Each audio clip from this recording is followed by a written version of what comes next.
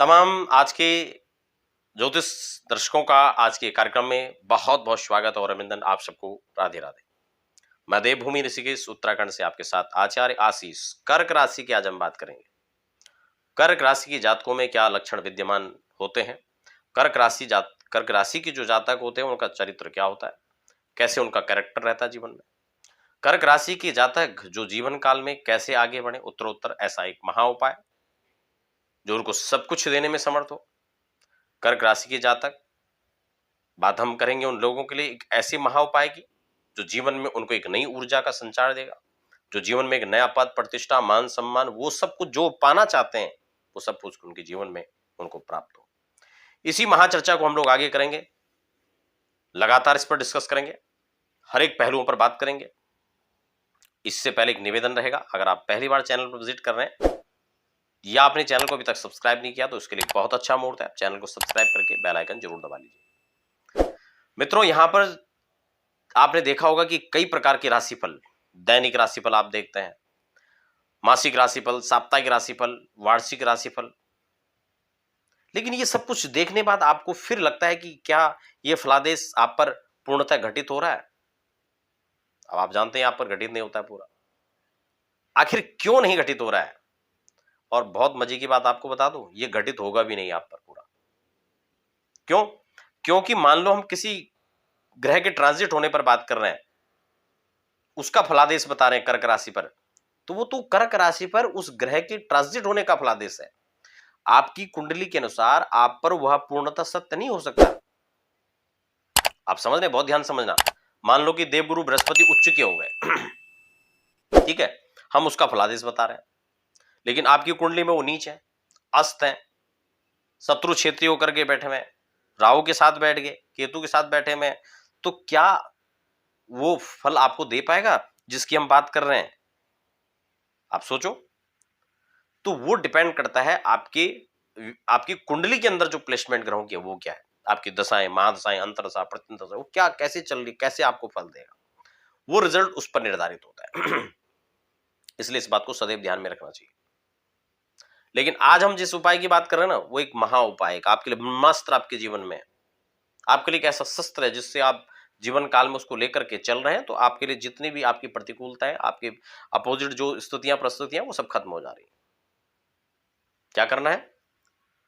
सबसे पहले कर्क राशि के जातकों को एक ध्यान रखना चाहिए क्योंकि जो कर्क राशि के जातक होते हैं ना, वो तुरंत डिसीजन लेने वाले होते हैं हमारे जो राशियां ना, उनको क्रम में बांटा गया है, चर राशियां, स्थिर राशियां, दुष्स्वभाव राशियां। तो कर्क राशि हमेशा चर राशि के संज्ञा में आती है,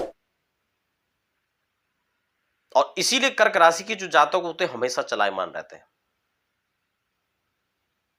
बड़ी मात्रा में कर्क राशि के जातक इस बात को ध्यान में रख रहे होंगे, इस बात को ध्यान देना आप कि कर्क राशि के जातक कभी बैठना स्वीकार नहीं करते। चरैवेति सूत्र उनके जीवन में होता है लेकिन हो सकता है 1-2% जिनके अंदर लेजीपना हो, 1-2%। क्यों? वो उनके ग्रहों की स्थिति ऐसी हो सकती है, वरना कर्क राशि के जातक चुटकी में काम करते हैं। चंद्रमा मजबूत है तो चंद्रमा मनुष्यो जात चक्षु हो, चंद्रमा कमजोर हो जाएगा तो फिर तो स्थिति डामाडोल हो जाएगी। वरना कर्क राशि के जातक बड़े सुदृढ़ होते हैं, खुले विचारों के ऐसे लोग होते हैं। आप समझ रहे हैं? जो कहना है सामने कहेंगे, जो करना है सामने करेंगे। पारदर्शिता बड़े होती है कर्क राशि के लोगों के अंदर। अब यहां पे भी वो एक लफड़ा सामने आ जाता है कि ये नाम राशि के हिसाब से है कि ये जन्म राशि के हिसाब से है। देखिए, ज्यादा जो लक्षण घटित होते हैं ना, जो दैनिक एक स्वभाव के अंदर, वो नाम राशि का भी एक बड़ा प्रभाव होता है। और जन्म राशि को हम अगर देखते हैं तब गोचर के फलादेश को जन्म राशि के आधार पर देखते हैं। विवाह आदि करना है, बहुत सारी चीजें इसी के आधार पर होती है जो जन्म राशि है। लेकिन बहुत सारी चीजों में हम सिर्फ नाम राशि के आधार पर ही हम लेकर चलते हैं। और मैं तो आपको कहूं, आप सामान्य फलादेश नाम राशि के हिसाब से भी देखें तो भी चलेगा, अच्छा घटित होगा आप पर। आपकी आबहा प्रभाव, आपकी स्वभाव प्रभाव, इन पर आपके नाम राशि का पूर्णतः प्रभाव नजर आता है। आप देखिए, आप विचार कीजिए इस पर। तो ये कर्क राशि की जातकों का लक्षण है।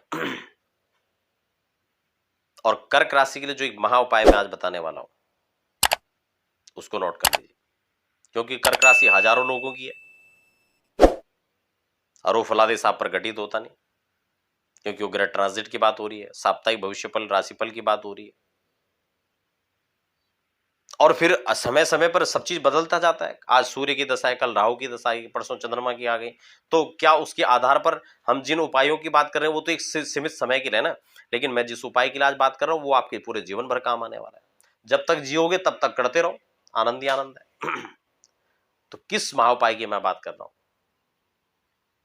चंद्र, जो कर्क राशि के जातक है, कर्क राशि का स्वामी चंद्रमा होता है, और चंद्रमा की एक बहुत बड़ी भूमिका, बहुत विशेष जो जीवन में योगदान होता है वो चंद्रमा का ही होता है। और ज्योतिष तो वैसे भी सूर्य और चंद्रमा से स्टार्ट होता है, प्रधान ग्रह है ना दोनों, नेत्र है ज्योतिष के, यहीं से सब कुछ दिखता है, यहीं से सब कुछ चलता है। और प्रत्यक्ष ग्रह जो दो दिख रहे हैं, डेली आते जाते हैं, आपको दिखाई देते हैं, वो सूर्य और चंद्रमा तो है। और सबसे ज्यादा जो प्रभाव छोड़ता है वो सूर्य और चंद्रमा ही आप पर छोड़ता है।